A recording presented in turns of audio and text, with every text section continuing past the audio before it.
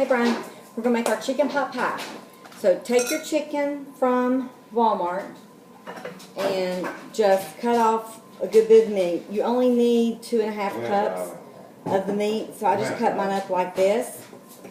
And I would get it probably as soon as you can tomorrow so that it won't be too hot to touch and you know, deal with.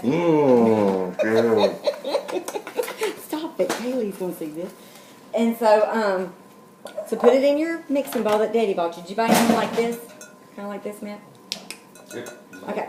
Oh, yay. Just like mine. Get your 2 cans of cream potato soup. And if I didn't get you 2 cream potatoes, you can use cream potato or cream of chicken, either one, with your cream of potato. So whatever you want to have flavor, but the cream potato doesn't have a lot of liquid in it, so it's really good. So you put your 2 cans of soup in there. You mix it real good with your chicken. And then you get a 1/2 cup of milk. I'm going to get the milk. Hold on. Oh crap, it's outside. Yeah, I'm going to go get my 1/2 cup of milk again. My milk's outside. Get a 1/2 cup of milk and you pour it in there. And then you get thyme. And you and Hannah, Carol, and Kaylee did not like a lot of thyme in yours. It calls for 1/8 of a teaspoon, which is that much, just that little bit right there. But I usually just do 2 shakes because y'all did not like it.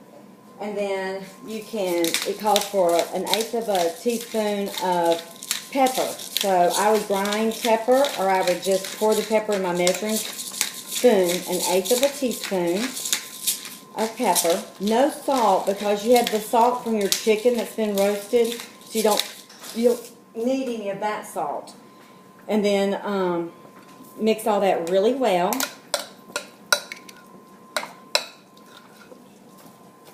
Pour your milk in, which my helper has gone to get the milk. And he's going to pour it in there. Good looking helper. Oh, do you like my new glasses? Okay, so your 1/2 cup of milk. Pour that in. Continue to mix it up because you want your milk all in there really great. Then, on your hanging rack is a little brush. It's kind of black and has these little bristle things. Get an egg and crack it. And you're just going to use the egg white in your egg. So,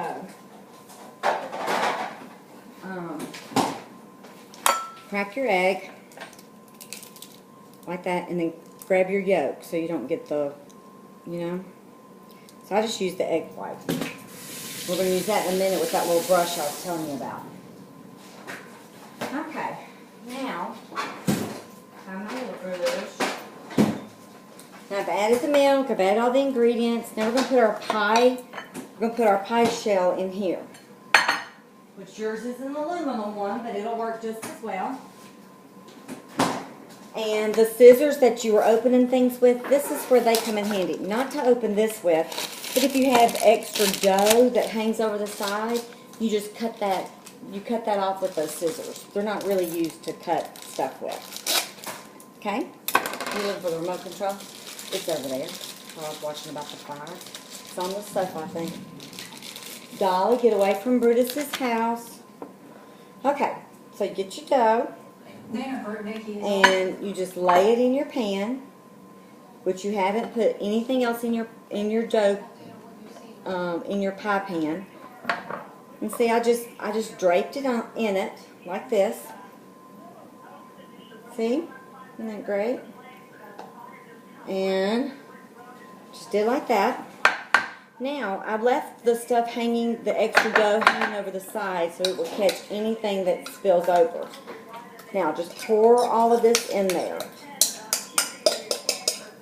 Okay. You're supposed to you're supposed to drain that veg-all vegetables that I got you. You open them and you drain them. Just kind of leave the lid on and kind of drain the water out of them and mix them in with it. But I gave you mine So I didn't have any for Hannah's, and you know how much she loves vegetables, so she's not going to be too disappointed about having no peas and no carrots in hers. But you really need the vegetables in it. That's what really makes it chicken pot pie for your whole dinner. I mean, that's your whole dinner. Okay, now you open your next dough, which will go on the upper part, and lay it over your pie like this. And in the meantime, you've already turned your oven on to 375 and have it preheating. So I may be sure and tell you that at the beginning before I send you this video. So you put it all the way around. Hey Matt, can you come lift the TV so that he can see what I'm doing? Do you mind? What I'm doing is I'm just pinching it all the way around and making sure it seals, because you don't want the juices to come out. You want the pie to stay sealed and real pretty. And so, see, so I'm taking these two and I'm pinching them together so that they form a good seal on the pie. Like some of this I won't even need, so I'll just kind of pull it off or cut it off with the scissors. But just seal it really well. And it doesn't have to look great, you know. This is your first one. And there you go. So, you got your little pie. Then you take the little cover that I told you about, that I bought you, and you cover the edges. See, I've covered the sides like this. Alright, you're going to take your egg white, dip in that little brush that I told you about, and you're going to brush the top. Now what that does is it gives it a pretty browning so that the top of your pie looks really pretty. Now Brian, your chicken's done. You're basically just cooking your pie. But it takes 40 minutes for your dough to cook, and 40 minutes to an hour. So you still want to make sure you get it cooked. Alright, now I slice little lines in it. One right there, one right there, one right there, and one right there, so that it can breathe. That way it doesn't bubble all up and make your pie go up. Put it in the oven for an hour and just keep an eye on it. Make sure it's not, you know, getting too done. And there you go. That's chicken pot pie. Bye.